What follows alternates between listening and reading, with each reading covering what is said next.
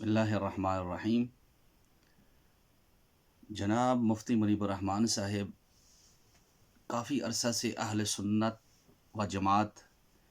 کے شعار اور اہل سنت و جماعت کے معتقدات اعتقادات کے خلاف جا رہے ہیں۔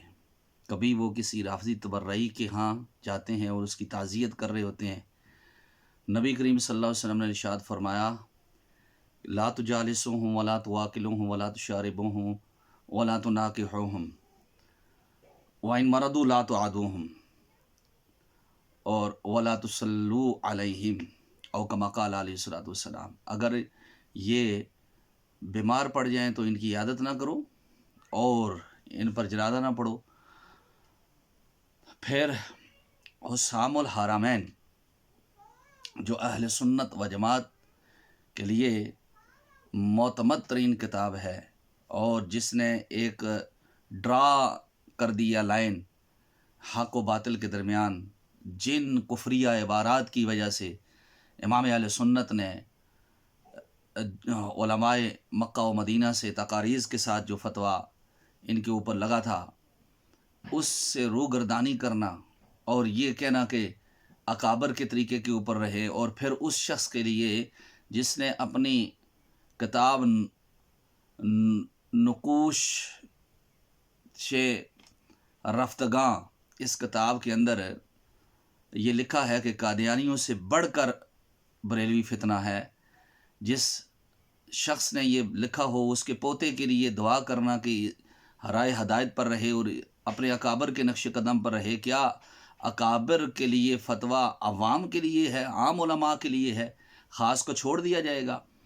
توبہ واجب ہے مفتی صاحب آپ پر، اس لیے کہ آپ نے اہل سنت و جماعت کے اعتقاد اور اہل سنت و جماعت کی تعلیمات سے انحراف کیا ہے۔ اور یہ نہیں ہے، نبی کریم صلی اللہ علیہ وسلم نے ارشاد فرمایا تھا کہ جب ایک قبیلہ بنی مخزوم کی عورت آئی اور فاطمہ نام کی، تو سفارش کے لیے حضرت اسامہ کو بھیجا گیا کہ جی معاف کر دیا جائے، چھوڑ دیا جائے اونچے قبیلے کی۔ فرمایا فاطمہ بنت محمد بھی ہوتی تو میں حکم وہی لگاتا، اور سابقہ قومیں اسی وجہ سے ہلاک ہوئی کہ جو بڑا اگر جرم کرتا تھا تو اسے چھوڑ دیا جاتا تھا، چھوٹا ہوتا تھا اس کو گردن سے تو پہنچ لیتے ہو۔ حد ہے، کیا اگر آپ بڑے اس طرح کریں گے تو چھوٹے کس طرف جائیں گے؟ کیا آپ کو پتہ نہیں ہے کہ حسام الحرمین میں ان کے اکابر کے لیے کیا فتویٰ ہے؟ تو من شک فی کفر فقد کفر، کوئی تعویل نہیں ان کے اوپر، نہ کوئی فقہی نہ کوئی کلامی، اس لیے وہ فقہی کافر بھی ہیں اور کلامی کافر بھی ہیں، جن کے اوپر حکم تکفیر اتنا التزامی اور شدت والا ہے کہ من شک فی کفر فقد کفر۔ آپ ان کے لیے دعا کر رہے ہیں کہ پوتا اسی رائے ہدایت پر رہے، اسی پر رہے، یہ آپ پر توبہ لازم ہے۔ آپ نے اہل سنت کی دل آزاری کی ہے، ہم آپ کا انتہائی احترام کرتے ہیں، لیکن آپ پھر اگر اس روش پر ہے اور چاہنے والے ہمیں یہ کہتے ہیں کہ نہیں جانا پڑتا ہے تو ٹھیک ہے، لیکن آپ پھر یا پھر سیاسی زعماء میں سے اپنے آپ کو گردان لیں کہ میں سیاست کے میدان میں آ چکا ہوں اور سیاسی اعتبار سے جاتا ہوں۔ اگر آپ دینی اعتبار سے مقتدا ہیں تو پھر آپ کو خیال کرنا چاہیے۔ جانا اٹھنا بیٹھنا ایک علیحدہ بات ہے، لیکن جس طرح کے الفاظ آپ کے آ رہے ہیں، وائرل ہو رہے ہیں، یہ کسی صورت میں بھی ڈیفینڈیبل نہیں ہے، بلکہ ہم ان کا تعاقب کر رہے ہیں اور کریں گے۔ اس لیے کہ اگر جواب دہ ایک عام عالم دین ہے، ایک عام حافظ قرآن ہے، ایک عام سنی مسلمان ہے، تو آپ بھی جواب دیں۔ آپ کس لیے شاہراہ اہل سنت سے ہٹے ہوئے ہیں؟ آپ کبھی ان کے پیچھے نمازیں پڑھ رہے ہیں تو کبھی آپ اس کی تعویل کر رہے ہیں، کبھی آپ ایک واضح طور پر جو ہے نا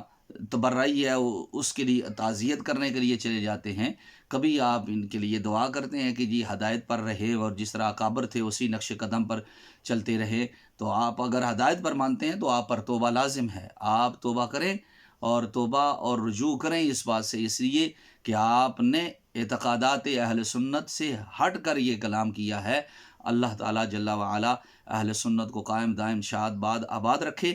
اور کوئی بھی اگر اہل سنت شاہراہ اہل سنت سیدی اعلیٰ حضرت امام اہل سنت مجدد دین و ملت مولانا الشاہ امام احمد رضا فاضل بریلوی رحمہ اللہ آپ کی تعلیمات سے ہٹ کر، آپ کی فکر سے ہٹ کر چھوٹا ہو یا بڑا جائے گا تو اس کا ضرور تعاقب کیا جائے گا، اس لیے کہ ہمارے لیے ایک راہ متعین ہے اور اس متعین شدہ راہ سے ہم ہٹ نہیں سکتے، اس لیے کہ ہر صدی کے اندر ہماری پہچان کوئی نہ کوئی اہل سنت کی رہا ہے۔ اب ہماری پہچان سیدی اعلیٰ حضرت ہیں، جنہوں نے صحابہ اور اہل بیت اور اہل سنت کا راستہ متعین کر کے ہمیں بتایا ہے۔ اور اس دور کے اندر، کیونکہ یہ پہلے تو نہیں تھے، اعلیٰ حضرت کے دور کے اندر جنہوں نے کتب کے اندر گستاخیاں کی، اعلیٰ حضرت نے ان کو آشکارا کر کے سامنے رکھا اور ان پر حکم تکفیر کی، اور مکہ و مدینہ کے علماء نے التزامی تکفیر کی۔ تو اس لیے ہمارا بھی اس کے اوپر مکمل 100% بالکل اس کے اوپر یقین ہے اور اس پر اعتماد ہے، اور جو ہٹ کر اب ان کے لیے دعا کرے گا وہ اس پر توبہ لازم ہے، اور اگر توبہ نہیں کرتا تو ہمارا مقتدا نہیں ہے۔ والسلام۔